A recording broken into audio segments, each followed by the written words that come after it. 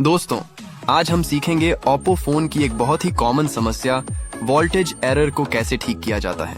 अक्सर कस्टमर ये समस्या लेकर आते हैं और ज्यादातर मामलों में यह प्रॉब्लम बैटरी या बेटन बेटाईडी लाइन की वजह से होती है।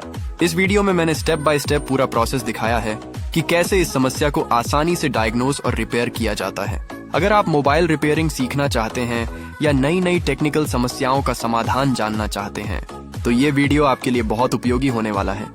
वीडियो को पूरा जरूर देखें और अगर आपने अभी तक मेरा फेसबुक पेज फॉलो नहीं किया है तो अभी फॉलो करें ताकि आपको रोज नई मोबाइल रिपेयरिंग टिप्स और समाधान वाले वीडियो मिलते रहें।